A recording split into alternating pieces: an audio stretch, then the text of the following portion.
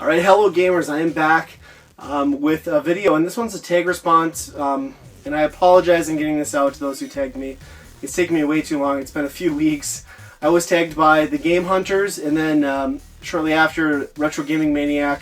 Both excellent channels. I'll leave a link to their channels in the description below. Please check them out. Excellent channels. Again, I apologize in getting this out, but the tag I was hit with was your top 5 games. Now, I've seen this across a bunch of channels, and I think I'm a little late in getting to it, and some people have done like top 5 games for certain systems, top 5 games in 2015, just top 5 games in general. For me, top 5 games in general is going to be really hard to do, so I'm going to do top 5 games I played in 2015. Now, the first game I'm going to start out with is not one that I've got a physical copy of. It's a digital game, and that is Valiant Hearts, The Great War. Now, this follows the World War I storyline, and it's a really great art style, really great storytelling. It tells the perspective of various people throughout either side of the conflict, and it does it in a really meaningful and powerful way. The gameplay doesn't quite match up to the story.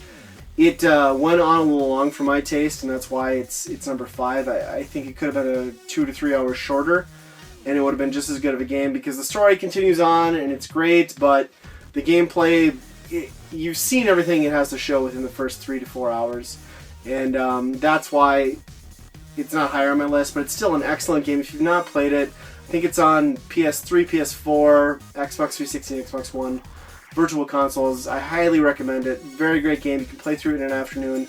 It's awesome.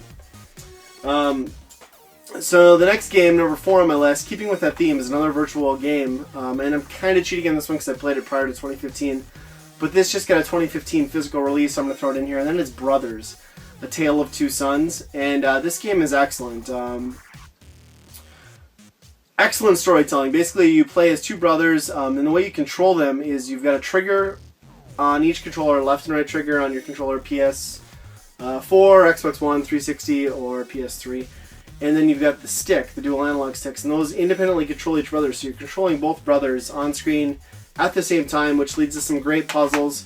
But just really the storytelling in this game is amazing. You're 2 brothers, you're out to save your father who's fallen ill, and just the epic adventure you go on, even though there's no dialogue. I mean, there is dialogue and audio, but it's not distinguishable. It's not English. You can't make it out. But just the emotion that they get across in this game in the, I'd say, 3 to 5 hours that it takes to get through this campaign, depending on how long you play, is just incredible.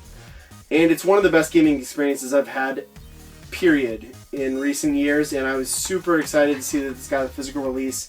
It was $20 to get the physical disc, and I highly recommend picking it up. If you don't want to buy the physical one, find a virtual copy, download it, play it, and I guarantee you will be moved and impressed by just how simple and engaging of a game this is. And it's not like anything you've ever played before, I guarantee it. Number 3 on my list is a game I had not played at all. It's an older game for the TurboGrafx 16. Played it at the Portland Retro Gaming Expo. Yep, that's right. And that's Blazing Lasers. And I had not played it until I was there. Picked it up immediately after playing it, and it's fantastic. I'm not a shooter guy. I don't like shoot-'em-ups. I'm not good at them. I mean, it's not that I don't like them, I just suck at them. I guess that's what I should say. The soundtrack on this is just phenomenal, especially considering the era that this came out. Controls are tight, power-ups are insane. I mean, you can literally power your ship up to the point where you're just wiping out the whole screen in a single shot. Super fun, and I just, like, I sit down, I pop this in, I come back to it constantly, and I realize 2 hours later that I've just sunk 2 hours in this game, and every time it just sucks me in. I love this. Blazing Lasers, if you don't have it for the Turbo 16, you've got the TurboGrafx 16. Pick it up. If you don't, go ahead and emulate it, because everyone should experience it. It's a great game. Another game here that's a virtual release that I finally got on a physical copy, and that's Shovel Knight. And I picked it up for the Wii U. It came out this year, I think, more recently. Wii U and PS4, 3DS, baby. And it's been out on the virtual console for a while, but I had waited because I knew it was going to get a physical release. I'd heard the rumor. Came true, so I picked it up, and this is a fantastic game. Not only does it play like an 8-bit or 16-bit game and pay homage to it visually and just in the gameplay style, but It feels like it truly belongs in that era. It doesn't feel like it's copying or stepping on toes. It's just a great game in its own right, you know, and it still holds up today, and it's so much fun. And the thing I love about the physical release is when you buy new games anymore, it's just the disc, which sucks. I'm an old school guy. I like manuals. I like the boxes. I love flipping through the game instructions. And Shovel Knight got this awesome, awesome booklet. And you know what? It's colored. It's great. I read through it, and this made the package for me. The game itself is excellent, but this is just kind of, you know, the cherry on top. So if you've not played Shovel Knight, or even if you have, go out and buy the physical copy because it's totally worth it.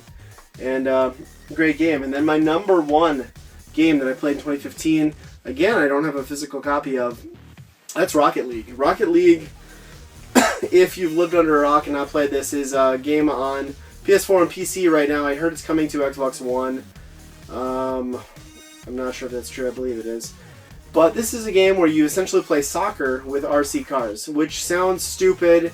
You know, maybe not stupid, but, you know, Americans, we're not big soccer fans, but if you throw cars into the mix, somehow it just works. But Rocket League is just amazing. It just shows you that a great modern game doesn't have to be overly complicated. It can be as simple as putting a few players in a game and just going for it. You've got an objective, you've got goals, you've got a ball on the field, and it's fantastic. And when I play modern games, I want to do that to connect with my friends that I'm not going to get to see. You know, everybody at my age has got kids, we've got jobs, we've got everything. And to connect 2 to 3 nights a week for an hour here, an hour there with a group of friends and just play Rocket League is amazing. And it's an incredibly rewarding game, simple to get into, difficult to master, and it's a little bit of luck, a little bit of skill, and a little bit of craziness. And that's what makes Rocket League so great, and I just cannot recommend it enough. And I think I just looked at the internet, I'm like 850 games in, is how much I've played this game, and I don't get bored of it. And there's been a steady stream of DLC, $2 or $3 to pick up new cars, new maps,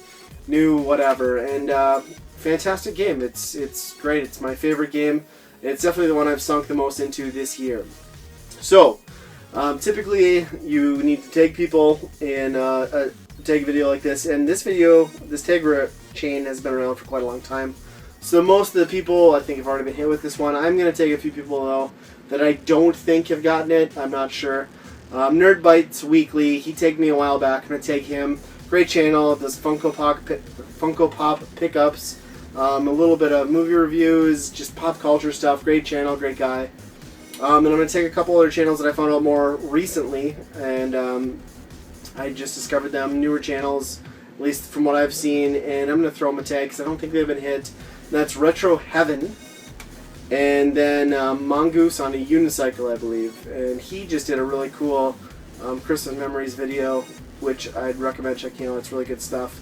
But all three of their videos or channels I'll have a link to in the video description, so go ahead and check those out.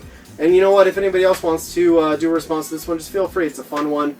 You can do your top 5 games of all time, top 5 of 2015 like I did, or just top 5 whatever, you know. Have fun with it.